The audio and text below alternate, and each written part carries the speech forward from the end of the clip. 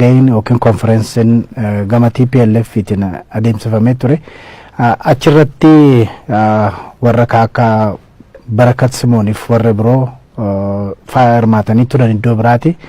Akkuma silatti dubbatte isaan achirratti mootummaan kun dadhabaadha. Dimokiraatawaa mitiyyuu kan jedhu dubbataa turan. Kun maal agarsiisa? Saya tidak kuat Oromia jala murree haa deemnu. Dibbeen waraanaa amma mootummaaf abaa'oo jalatti godhamu kuni bakka fannoo isiitti deebi'uu qabdi. Dhaabbachuu qaba. Waliigaltee isaan waliigalan warra beeku keessa ana. Isaan himuu baatan ana mallee irraan deebi'ee hima. Obbo Daawudittis waggaa inni Eertiraa jiru wajjin haaseera. Obbo Lammaattis, Dooktar Abiyyattis, Warqinattis hunda isaaniitti. Waliigalteen isaanii abaa'oon dhufee paartii nagayaa ta'ee dorgoma paartii geggeessaa jijjiirama kana gargaara. Waraanni jiru kabajaadhaan galee humna nageenyaa Oromiyaatti makamaadha. Maaliif kanuma gadi bayanii uummatatti himuu waan sodaataniif Rabbiif isaantu beeka. Tokko kana gadi bayanii uummatatti himuu qabu. Lammaffaa waliigalteen sun saffisaan hojiitti jijjiiramuu qaba. Ilmaan Oromoo bosona keessa wanni deemtuuf sababni tokkollee hin jiru amma. Ilmaan Oromoo qawwee qaban hundumtuu qawweeyyuu hin qabnu. Hanga qabnu san ajaja tokko jalatti komaandi tokko jalatti goonee nageenya naannoo keenyaaf daangaa keenyaa kan itti eegsinu malee kan irraa wal eegnu miti. Qaawwa guddaa Oromiyaa fi jijjiirama kanarratti banee waan jiruuf kana yeroo gabaabaatti godhuu qaban. Kana televizyinaan jechuu jedhu osoo hin ta'in hundattuu irra deddeebi'ee kaniin wayiwaachaa jiru. By the way, warri abaa'os takkaa hin gallu jedhanii hin beekan. Warri mootummaas hin galinaa jedhanii hin beekan. Yeroo wal geenyu hunda walii gallee addaan galla hojiitti garuu hiikamaa hin jiru. Humni lama qawwee baadhatee wal bira deemnaan walitti bu'a. Rakkoo seekiriitiitti uumama. Rakkoon seekiriitii rakkoo poolitikaa nutti uumaa jira. Kuni tapha ijoolleetii miti. Tapha lubbuu ijoollee Oromoo qofa osoo hin ta'in akkuma reefu jee ce'umsa duraarratti hoggansa dhabne, ce'umsa lammataarra jaarmaa dhabne, ce'umsa ammaa kana yoo ka dogongorru taate biyyaaf saba kana dhabna. Kan nu dhabamsiisuu jiru keessaa tokko immoo waliigaltee dhabuu humnoota lamaan kanaati. Kanaan wal qabatee warri mootummaa akka of eeggannoo godhaniin barbaada. Rakkoon amma jiru rakkoo wal amantaati. Nagaa waliin haasaa. Warri kun jarri diina wajjin dhufee mootummaarra nagaa galchuu barbaadeedha. Warri kun qawweena hiikkachisanii nafixuu barbaaduudha. Wal amantaa kana waan miidhu warri abaa'ollee gochuurraa dhaabbachuu qaban mootummaallee dhaabbachuu qaban. Torbaan kana walga'iin mana masaraa mootummaa godhame it was wrong. Dongora waan muummichi ministeeraa jedhe qofa miti. The whole meeting was wrong. Kani ceehumsa kana miidhuudha. Achirratti waan televizyinaan darbe qofa osoo hin ta'in waan achi keessatti godhamellee dhaga'een jira. Qophii dibbee waraanaa ture konferensiin kun. Dibbeen waraanaa yeroo ammaatti Oromoo jidduutti dhiisiti yoo danda'ame warra biraa wajjin hin barbaachisu. Ceehumsa kana gufachiisa. Waltajjiin hammana ga'u yoo kan yaamamu taate hundi jaarmayaan hundi hoggansi hundi keessatti argamuu danda'uudha qaba malee ummata waamanii garee tokko irratti duuduun rakkoo malee bu'aa hin fiduu kana warri mootummaa kana beekuu danda'uudha qaban. Kana immoo ija babaasuudhaan haa taatu nama sossobuudhaan haa taatu it's not gonna work osoo agarruu hin callifne dogongora ture. Wanni muummichi ministeeraas jedhee dogongora intentionummaan walga'iin sun ittiin gaggeeffameef dibbee waraanaa rukutuuf waan ta'eef dibbee waraanaan murri tokko dhumeefi miti kanan kana dubbachaa jiru. Namni sana caalaan irraa dhumeera.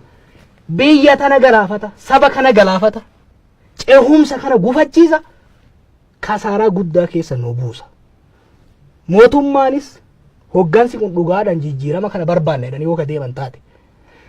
Gufuu malee jijjiirama kana ceesifnee kan nyaan taate waltajjii akkanaa yoo fakkeenyaaf achi taa'anii abaa'oo hamachuurra Daawud yaamanii achi kaayanii uummata san duratti maan gaafanne?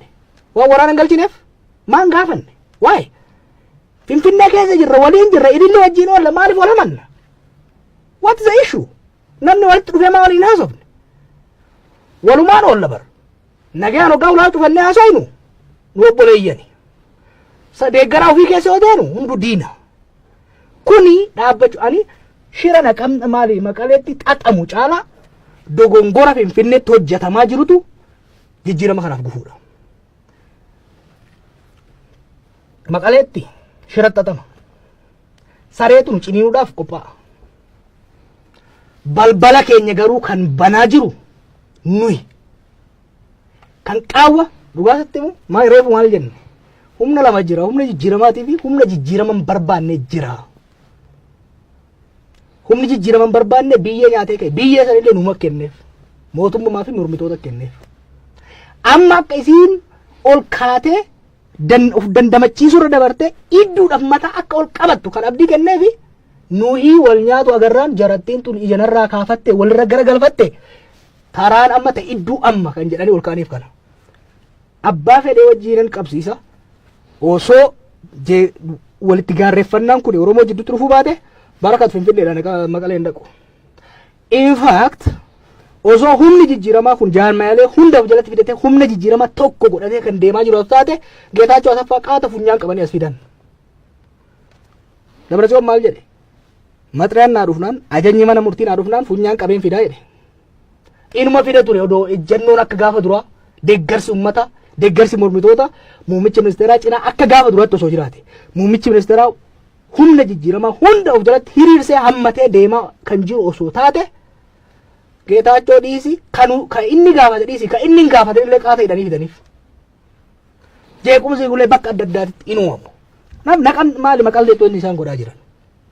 Maqaleetti ol ga'anitti hagam takka counter offensive qophaa'aa akka jiran. Wal ga'anitti istiraatejii baasaa jiran. Namoota laafaa miti kan wal ga'aa jiru. Warra amata 27 mallas jalatti siree qabaa turedha. Jarri kun wal ga'anii haala biyyattii xiinxalanii sirriitti ilaalanii mootummaa tuffatanii jiran mootummaa kana. Mootummaan kun humna waraanaatii fi ibsa ejjennootiin cimina argachuu hin danda'u. Cimin mootummaa kana kan aangootti fide humna ibsa ejjennootii miti. Waraana miti. Eenyu? Ummata. It was people power. Injiniin mootummaa Abiy Ahmed ummata. Waraana miti. Dahannati miti. Injirtuu iyyuu dahannati isa. Kanaaf jara isaan harka kennisiisuu yoo barbaadu taate shira isaanii isaan irratti summiin isaan as facaasuudhaaf qophaa'an isaan irratti akka dhowwuu kan barbaadu taate ummata of jalatti deebisee qabachuu qaba. Ummata immoo haasaadhaan kaarizmaadhaan hin danda'u.